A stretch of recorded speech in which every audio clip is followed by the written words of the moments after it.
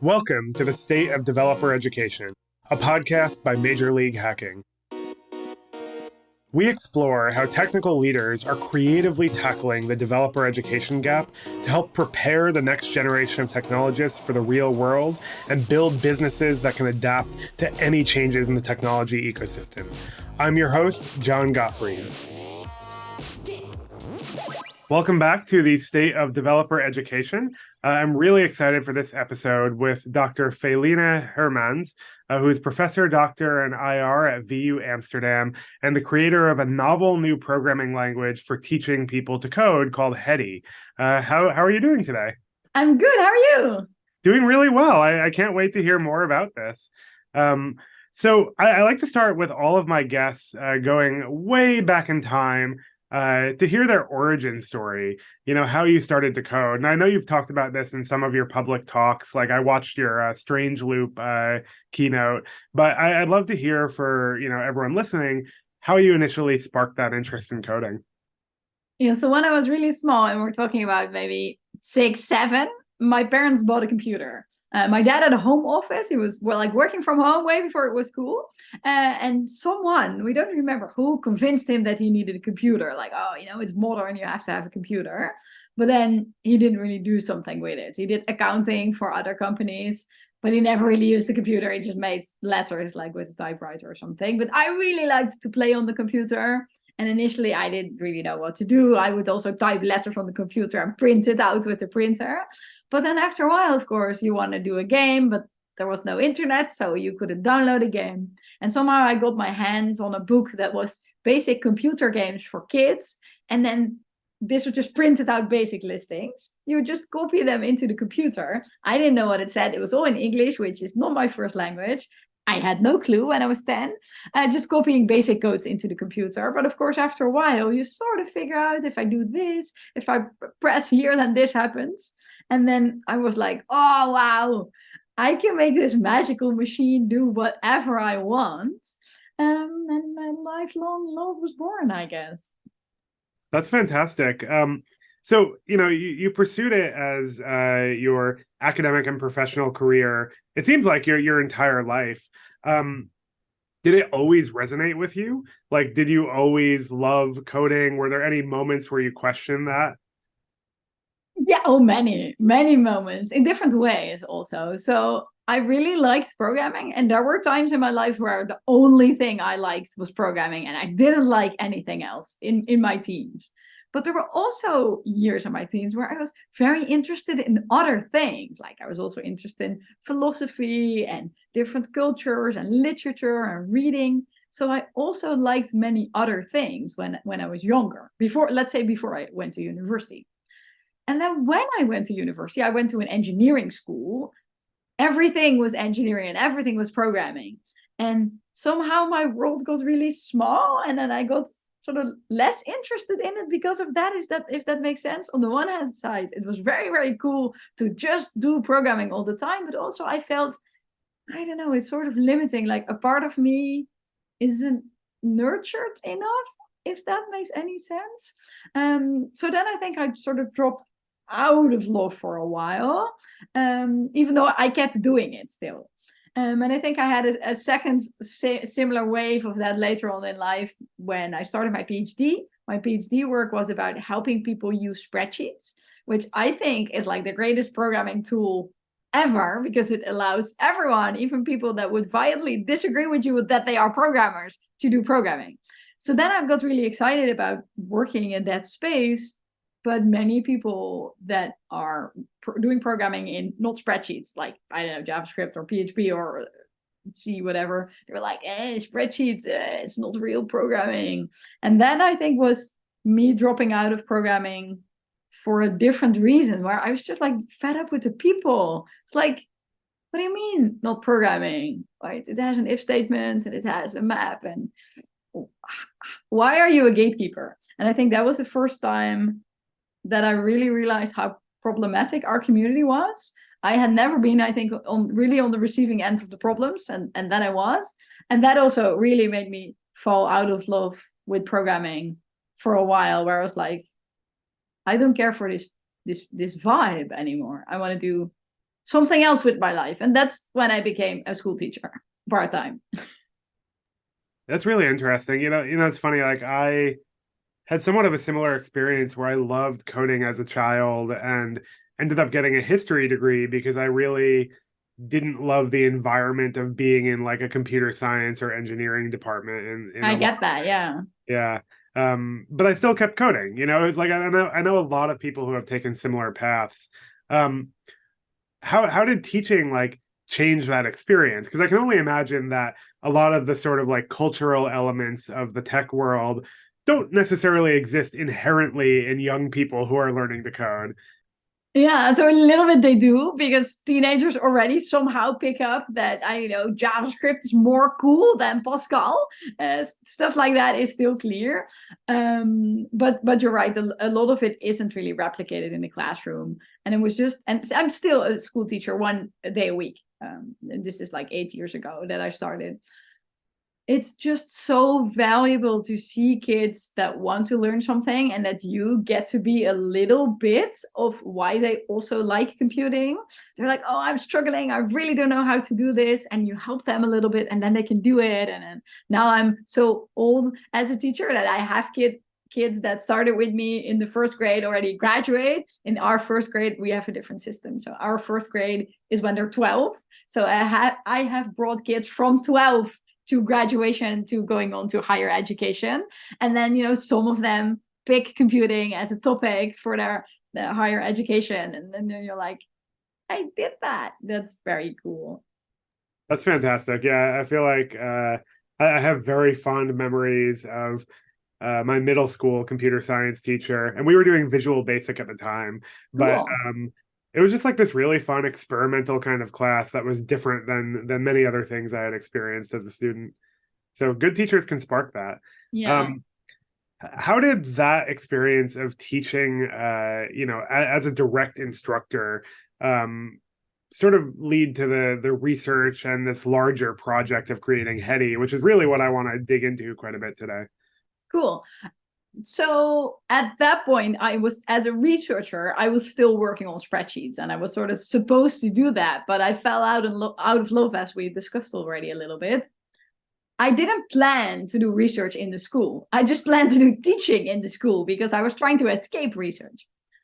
But then after a while, I saw, these kids aren't learning, right? These are smart 12-year-olds, and they're voluntarily picking the computing track, but they're not learning.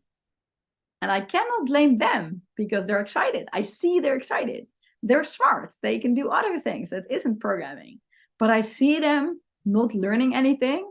And in the first batch, maybe like pancakes, right? The first pancake is never a good one. It's like, maybe. But then after a while, you're like, it's not them. Something is up here. And then I got this really scientific curiosity going about, okay, how do people learn anything? And if you're in a computer science degree, specifically, I think if you're in an engineering school, I didn't have any courses about learning or cognition, or I saw that they were struggling, but I didn't know why. And I wanted to learn more about learning. And this was this old Felienne from before I went to school. It's like, oh, I'm interested in so many things. So I started to really try to understand, why aren't they learning? What is making them not learn? And through that, through looking specifically at other fields, how do kids learn math? Well, how do kids learn math, right? We don't give them a magical calculator that can do whatever and let them press buttons. There's a lot of practice. And also there's a very clear curriculum or structure. Like first you do counting, and then addition, and then subtraction, and then multiplication, and then division. That's a sensible line where reality, in a sense, changes a little bit. For example, if you first learn subtraction, then you have 5 cookies on the table, and there's 3 kids. And then you give 3 cookies to the 3 kids, and you have 2 cookies left. So 5 minus 3 is 2. Okay, but now I have 3 cookies on the table, and I have 5 kids. I give everyone a cookie. How many cookies are there? 0 cookies. So the mental model initially is 3 minus 5 is 0. And then after a while, we're like, hey, but you can also go below the cookie line, and then it's minus 2 cookies. And I thought, interesting. Programming is not like that. Programming just gives you the magical button machine, but it doesn't have this very clearly structured approach of first this and then this and then this. Of course, we don't teach everything at once in computer science, but it's not like you can turn off specific things. It's not that like you can give them a wrong mental model because you always inherit the whole programming language. And then I thought, well, who sees this problem and also has a degree in software engineering? I can make a programming language that has a tiny mental model in which only a few things are possible. And then gradually we add concepts, we add syntax. And that's ultimately what became Hedy, a programming language that is a gradual language in which you teach a subset of concepts and syntax, and then expand the subset of concepts and syntax over time. And my goal was not to make a big living open source project that many people use. My goal was just to help the first graders, so this would for you be seventh graders, I think, help my seventh graders not struggle with learning a programming language. That is so interesting. So when you first created this prototype, were you testing the initial versions of it in real time with your class? Yes. And so it was an iterative development process, basically based on how students were interacting with it? Yes. Yeah. So the first version that we launched had like no CSS. It was just an HTML page with an editor. It didn't have syntax highlighting. It had nothing. It just had 3 different levels, but I just wanted to test. Well, firstly, I wanted to test, can I technically build this? Right. Because if we dive into how programming languages work a little bit more, parser frameworks, which is things you use to make a programming language, they're made for one language. They're made for Python, Java. They're not really made for half a language or 1/18th of a language. So my question was really like, if I do this with a parser framework, how much sauce do I have to put on top to get it to do this specific thing I want? So because this context of chopping up a language in small pieces isn't what the technology was made for. So one question was just, can I build this? And then another question, of course, was, does it work for any definition of work? Because, of course, there are other tools that are also not so frustrating for kids. And these are visual languages like Scratch. I'm sure your audience is quite familiar with that. But then the problem that I found with 12, 13-year-olds is that they start to find Scratch a little bit too childish. Scratch is for the elementary school kids. It's for the younger brother or sister. Scratch is not for them. They want to do the grown-up stuff, right? They want to do the Python, the JavaScript. They want to do the stuff that will make them money in some cases. They don't want to have a toy. So a question also in building it is, if I make what is in essence baby Python, right? Because Hedy leads up to Python. If I make this, will the kids see it as authentic? Will they see it as a Scratch because it's easier? Or will they see it as a Python because it's letters? That wasn't clear to me. And that isn't a thing that you can really try without building it and having kids engage with it. And of course, also my question was, is it easier? Like, do they struggle less? And well, turns out that once we started trying it, not just me, but also other teachers in the same school where I was teaching, even though initially it was so buggy, right? It didn't work. It didn't work at all. But teachers started to say, this is so much better than we used to have, even though it crashes all the time. That was like, I am on to something. I'm just seeing with my own eyes that kids they're getting a better relationship with the computer. What is it conceptually that makes it easier? Like, I went through the first couple of levels on the website just to like play around with it and see. And like, it's really interesting because there's some functions that are just Python functions, right? Like print is print, great, awesome. But obviously there's some others that are probably wrapped and doing more complex stuff in the background. And so from someone who's learning to code, like, a lot of people might argue that if you're abstracting it away too much, they won't understand the fundamentals. And so how do you sort of like find that correct balance of what you want to provide as a more complex, perhaps magical functionality compared to the raw functionality that they'll eventually, touch on their own? Yes, those were like 3 questions in one, I think. So one question was like, how does it work, right? What does it do? So maybe let's do that first before we reflect on how do you make decisions about what it does where. Absolutely. Just to give you level 1, if you haven't seen it. In Python, you would have to do, if you want to put just text on the screen, you have to do print and then brackets and then single quotes on both sides and not double quotes on the one side. In Hedy, you do not have to do brackets because why do you need brackets? Only if you have multiple arguments to enclose in the brackets. We don't need brackets. But even why do you need quotes? You could just do print hello. This works. In Hedy, this works because the quotes aren't necessary immediately. If you just want to print some stuff, then it's not necessary to do quotes. And then you could think, well, okay, it's not necessary, but it's not harmful. And this is where all the things I learned about cognition sort of matters. If you have to do a lot of things, you might not know as a beginner what is the important stuff and what is the stuff you might abstract away from. We can think, okay, print is important. It's important that you spell it correctly. And the quotes are, in a sense, not really important. Right? You know, what matters is just putting text on the screen. But some kids I saw in class got so distracted by the quotes, by the brackets, by all the stuff that's there, that they couldn't even remember what they were doing or what the code was or why they were doing it. It was, in technical terms, causing so much cognitive load. Their brains had to work so hard that they just couldn't remember anything. And if you talk, for example, which we do in level 2 about variables, and you want to do something really simple, like ask, what is your name? And then the thing says, hello, name, right? That's maybe interesting for kids to build. In Python, you have to do, make a variable explicitly, name, equal sign, input, which is hard because it's input and not input, which in my native language, there's no difference between those two sounds. It's very hard. Kids will say input all the time. And you have to do brackets and quotes, and then you have to remember the variable name, print, bracket, quote, hello, quote, comma, the variable name, bracket. I wanted to talk about what it means that a variable is a thing that stores a value in a computer. But the kid was just like, oh, syntax error, bracket, comma, quote. So that's the complexity that Hedy takes away. So that helps you focus on the concept.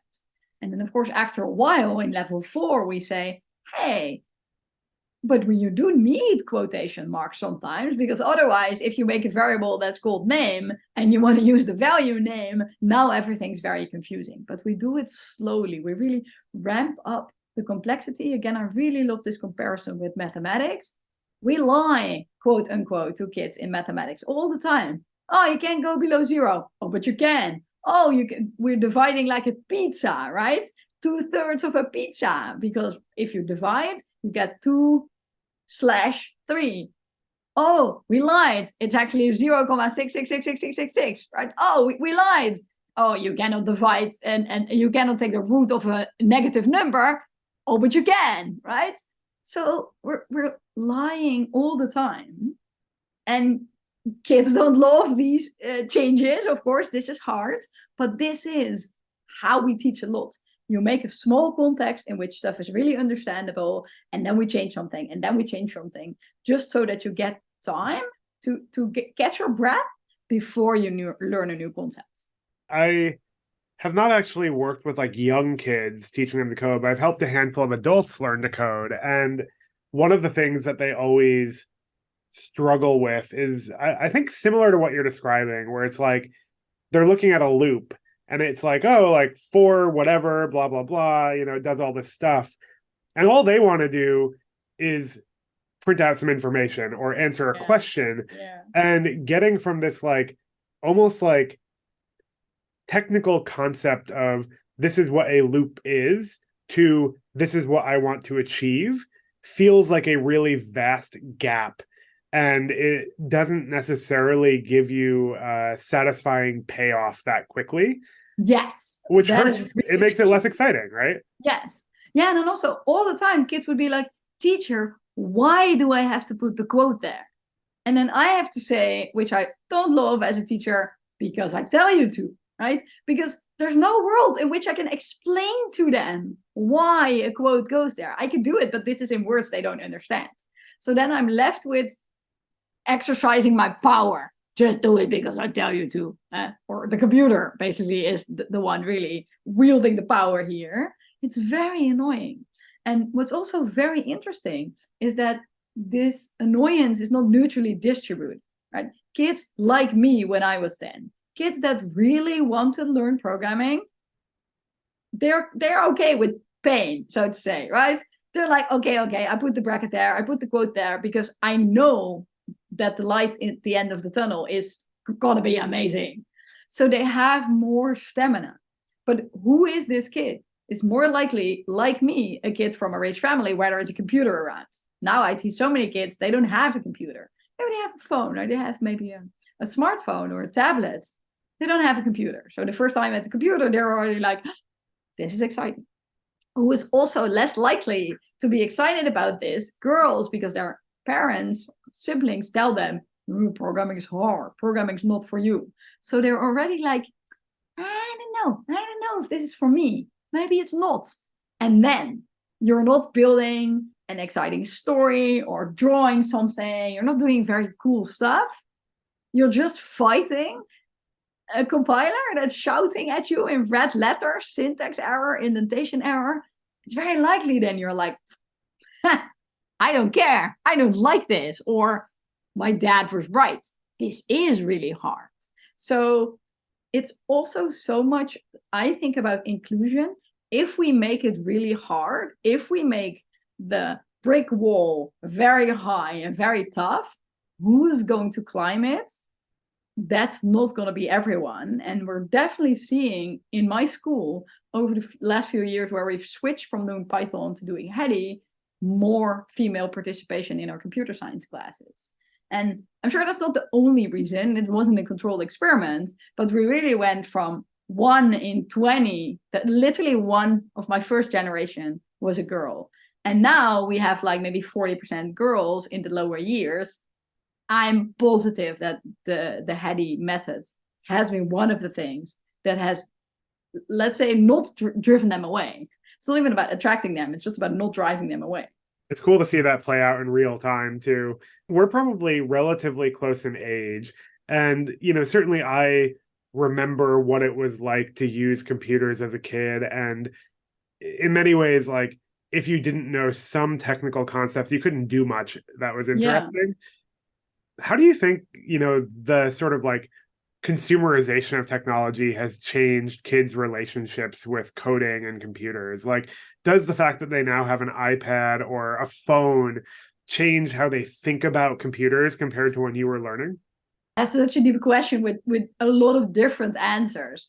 I think one answer is that what you already said. Like, everyone that would go to do computer science when I was a kid already had, built their own computer, taught themselves to program, because that was the only way to gain an interest.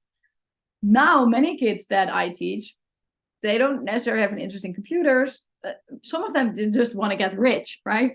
When I was a kid, if you want to get rich, you would become a lawyer or a doctor. I certainly wouldn't go to engineering school for the purpose of having a good career. And those kids, of course, don't necessarily love programming. They don't necessarily have prior knowledge. Like a kid that goes to medical school, have they operated on their hamster when they were 10? No, better not, probably, right? If someone who goes into accounting, were they doing spreadsheets when they were 12? No. So the prior knowledge is changing because the reasons for computer science are changing. That's one aspect. Another thing I think is that when I was a kid, when I was 10, I could make video games that were about as cool as things you could then buy. Well, you couldn't even really buy video games then. You could like download them on shareware or stuff like that. It was very easy to create something that was impressive to your parents or peers. Now I teach kids, with Hedy or whatever they do, right? Or they do, even if they do Scratch or JavaScript. Oh, look, the cat is dancing. That's very cool. Oh, it is asking my name and saying hello. I like this teacher. Now I want to build Minecraft. Yeah, I cannot build Minecraft, right? That would take me a substantial amount of time and learning.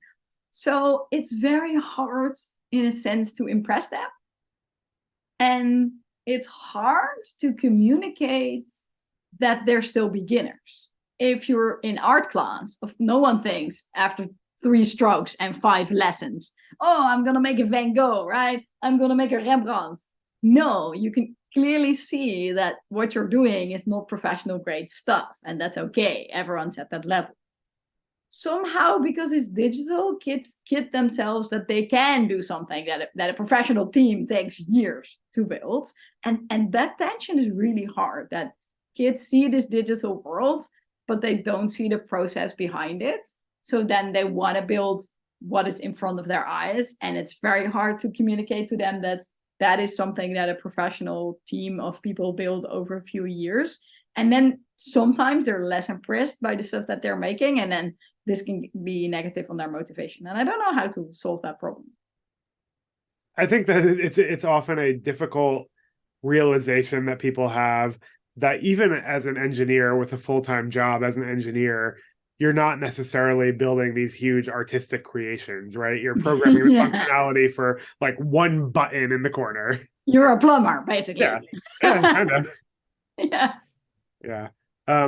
Yeah, that's really, really interesting. Do you think that like a lot of these new sort of like generative programming tools are going to change the pace that people can feel like they have a good outcome? Like, I mean, obviously everyone's talking about AI, but I also think Yeah. about low code, no code, sort of drag and drop interfaces.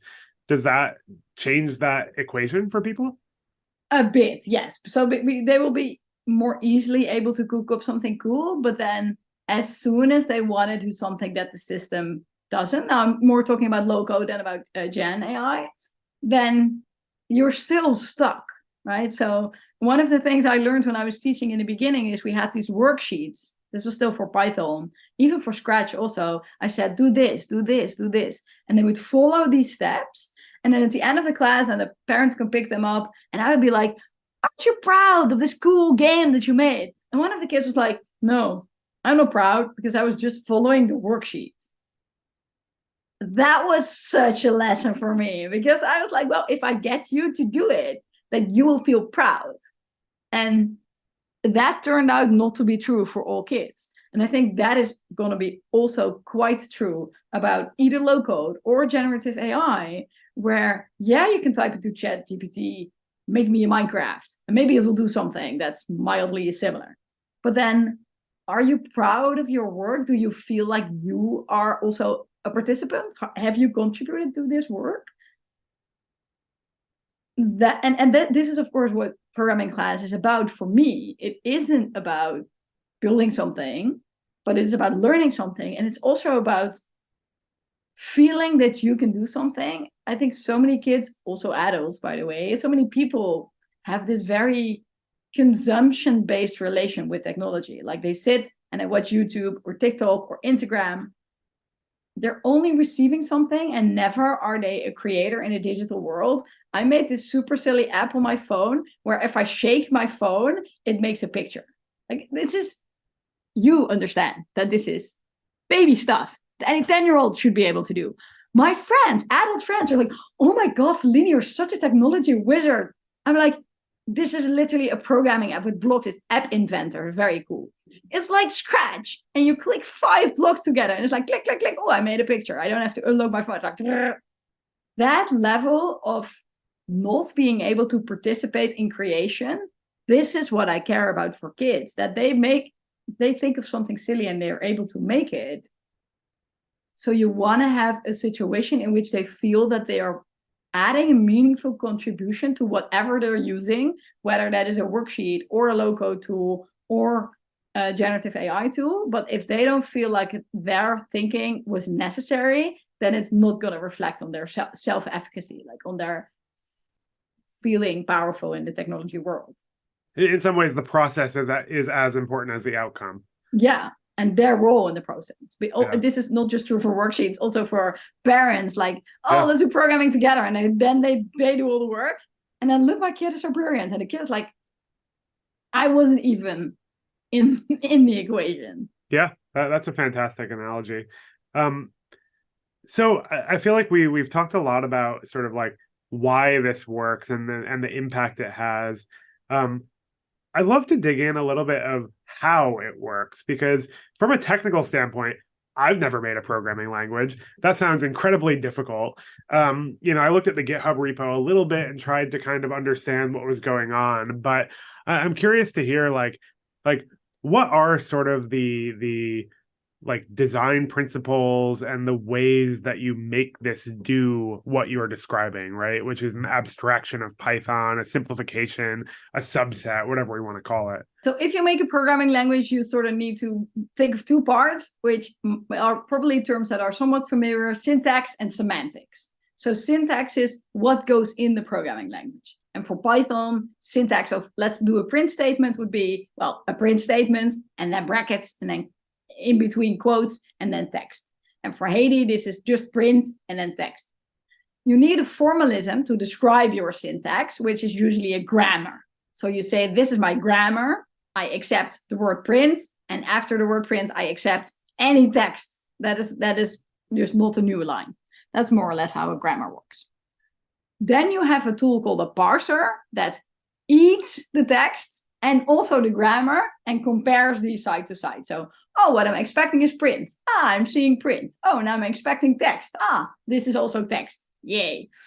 And it creates a parse tree, which is, you could just visualize this like a binary tree or whatever, red, black tree, what your favorite tree is. So a tree structure that says, I have seen print as a root, and then it has a leaf node, and that is the text that it's printing. From that parse tree, you can then do whatever you want. Some programming languages, C, for example, uses a compiler, so that transforms the parse tree into bytecode or binary code or zeros and ones. Or you can have an interpreter, which often Python uses, where you read the parse tree, and then while a program is running, it thinks, oh, I see print. Well, I have to do printing. Oh, I see the text. Well, this text is what I have to print. What Hedy does is a little bit in between, which is called transpilation, which is transforming not to binary code, but transforming to something else. So what Hedy does is it transforms our parse tree back into Python, and then we just execute the Python. You make that sound so simple. Well, the basic is simple, but then of course you have to do we have to put a lot of thinking in what goes in which level, but then the basics of the writing a grammar and then changing the transpiler, that is the same. Like from a technical standpoint, right? Like, is it just a text parser that transforms this into Python? Like obviously there's a lot going on there, but is that like the most oversimplified description of it? Yes. With one caveat, we are browser based because most schools, also my school, we cannot install something on the computer. Yeah. So it needs to run in a browser. So then, oh, I have Python, but how do I execute Python in a browser? So we use a front end framework called Sculpt. We didn't implement this. This is just another open source project. So then our front end executes the Python in JavaScript. So we have JavaScript running that can process Python and it can execute it in the browser. So is it like a WebAssembly kind of parser? Like WebAssembly in what it does, but it's just JavaScript. Got it. So it's just JavaScript that's running that understands what a Python string means and can execute the Python string. So there's no virtual machines or anything like that. It's all browser. It's just a browser.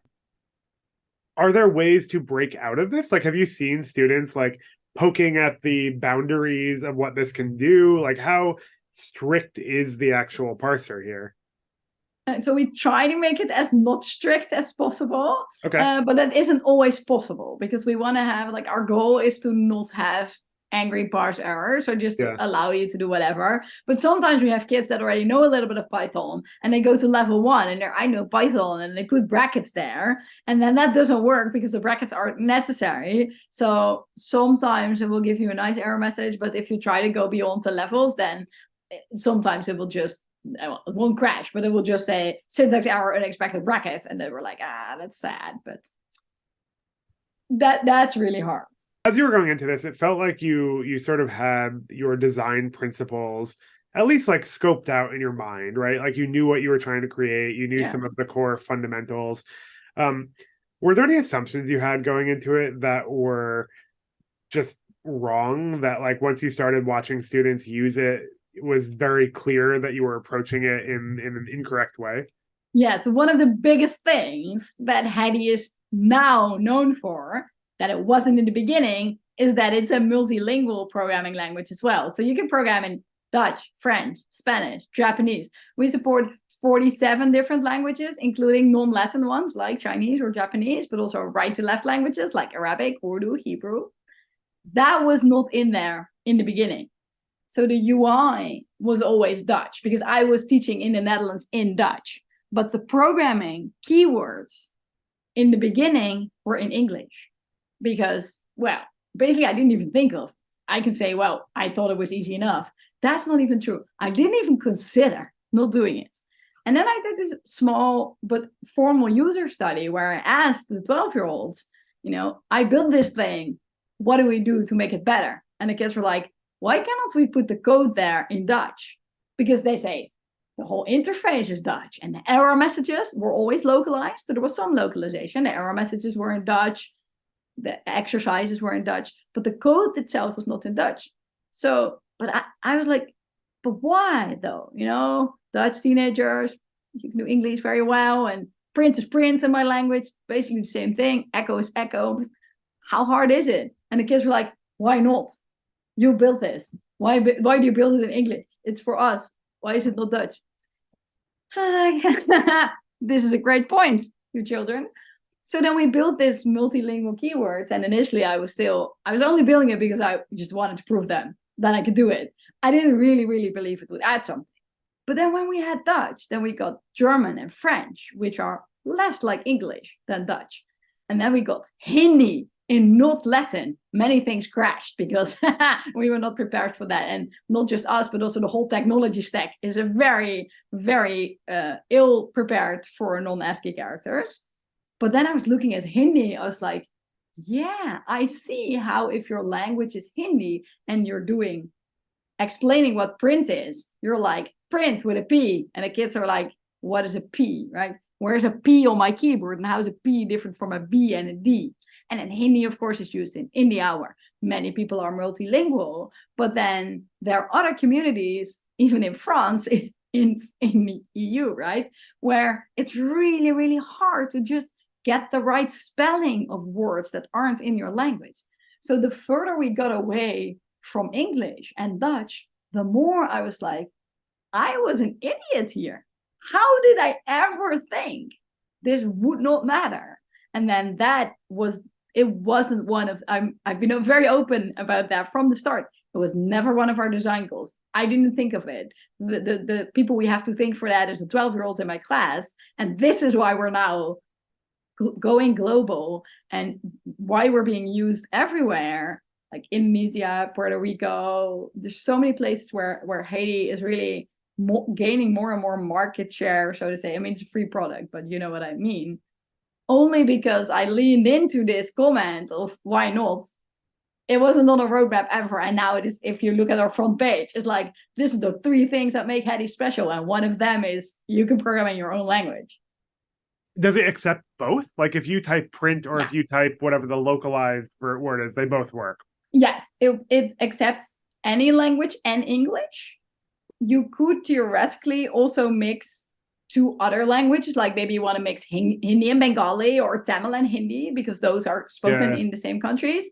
We don't do that now because it's performance reasons mainly. It makes the parsing really slow if we would accept all 47 languages. Yep. So then you have to make logical combinations. For now, we're basically just accepting Spanish or any language, like for example, Spanish and English.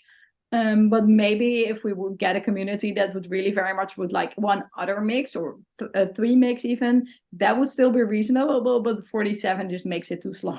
That's fascinating. I know that programming in general is very English oriented, but I guess like reconciling that with when people actually become multilingual in school and when they learn other languages, which is fairly common, right? But they may not happen at the same time. They may not happen in the same context. They may not have the resources. I never even really thought about that before. Yeah. And then I changed my mind once more. Well, it wasn't like changing my mind, but I learned another perspective later on in this process. So initially I thought this is about making it easier. Print, it's hard if it's not your language, which is also true. But many people are also bilingual or they know English. So it's not just about it being easier. So the experience that changed my life was when I was in Botswana in South of Africa a few months ago, where everyone's bilingual because Yeah. the Brits used to be there. But the teacher said, we are more excited about programming Hedy in Setswana than the kids, because our children have learned that English is the language of technology. So they believe that to be in technology is to be in English. Their language isn't ever there. This is a language with 6 million speakers, so there's just not so many software that works. So they're like, if we use Hedy and Setswana, it's not for ease of use. Kids don't care. They might prefer English. But what this allows us to do is to show that our culture is also the culture of technology, that our language is also there on the internet. And that, I think, has been increasingly what drives also people to Hedy, like Puerto Rico, for example, which is also bilingual, of course, with English and Spanish, but people want to do Spanish because they want to do what they feel in their heart also in the computer. They do not want to somehow be forced to use a certain language in a certain context. And then again, I was like, me, that, I'm not a native speaker, you can clearly hear that, but me being comfortable enough with English and also having no negative connotation with English because they never really ruled my country.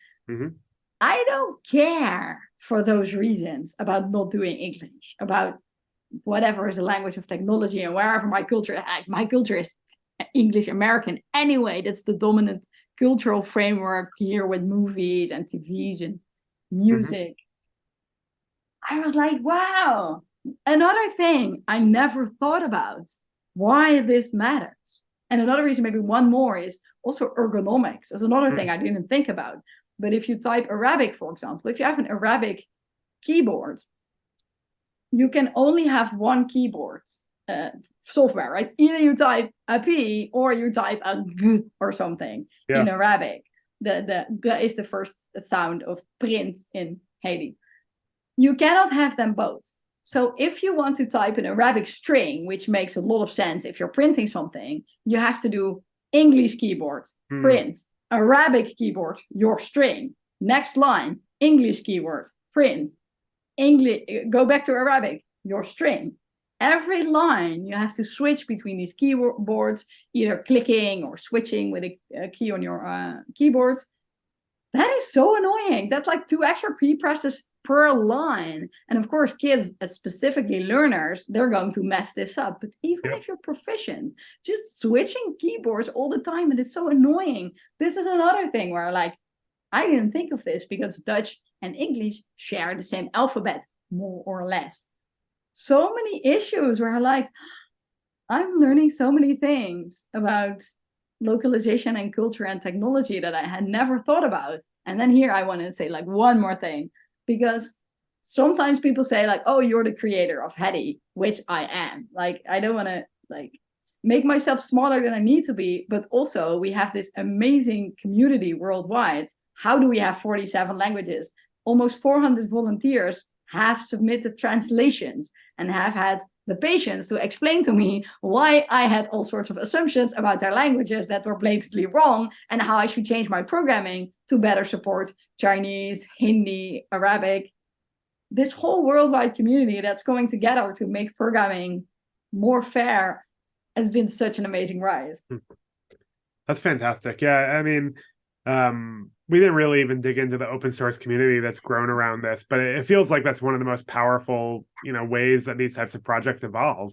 Yes, absolutely. And I didn't really have a great feeling with open source when I was growing up or when I was a student, because there are some people in open source that aren't great, and they have some views towards women that I don't appreciate. So I had never thought I would be an open source person, because everyone I saw was an open source person, didn't look like me, clearly didn't have the same worldview. So I never considered myself to be someone that was in that space. But then I put this on GitHub, not even for any reason other than putting your stuff on GitHub makes it really easy to deploy in Heroku. It just easily connects, and I just wanted to have something free to just put my little prototype online. I just put it on GitHub, and then after a while, people started to do contributions, and I was like, well, still there's problematic aspects of open source. But also, you can really create this community of people. Like, I hang out with people now from Venezuela every week online because they're helping me build my product. It's just been so cool. That's fantastic. Definitely the positive side of open source communities. Yeah. We only have a minute or two left here. Are there any parting thoughts that you have for people who are out there, teaching developers, teaching the next generation? Yeah, as well, try Hedy. It's free and open source. So I'll be grateful if you try it out, if you're considering teaching somewhere. And the other thing maybe that's very related to our philosophy is learning is hard. And the minute you know something, you forget how hard it is. So if you see a beginner in whatever system or language trip on small stuff like a bracket or a quote, this takes time. Keep always in mind this comparison with mathematics. If you have a 7-year-old and they're learning addition, how often do they practice addition? Hundreds of worksheets, right? Yeah. Practice, practice, practice. So how can we expect that if we explain once that print need brackets, that they will remember it and that this will not take forever to get in their long-term memory? This just explain once and then try it out. I don't know how we got in the situation where we think that is a way to learn syntax or programming. You have to think of those worksheets for addition and then subtraction and then multiplication. That is how you teach stuff. And we need to get more of that into programming, because otherwise we will not get the diversity that we want for the reasons we already talked about. So learning is hard, and be patient, and do not think, oh, this kid or adult is just not made for programming. We don't say that about math. Do we ever say, oh, this 7-year-old is just not made for addition? No, we just keep going because everyone needs to know this and everyone can know this. So be patient with learners. We need everyone in computing. Could not agree more. Thank you so much for your time and everything you shared. And, we'll definitely link out to Hedy, and hopefully, people will check it out and maybe use it next time they're teaching someone to code. But thank you so much. And thank you everyone for listening. I hope you enjoyed this. Definitely subscribe for more of this going forward. And happy hacking. The State of Developer Education is brought to you by Major League Hacking. To find out more about Major League Hacking and how we're educating the next generation of developers and helping the world's leading companies reach them, visit sponsor.mlh.io.